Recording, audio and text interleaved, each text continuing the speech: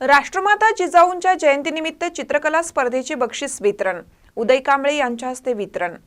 राष्ट्रमाता जिजाऊंच्या जयंतीनिमित्त चित्रकला स्पर्धा आयोजित करण्यात आली होती। हे आयोजन जेतवन बौद्ध विहार छत्रपती शाहू महाराज वसाहत वड्डी यांच्याकडून केलं होतं।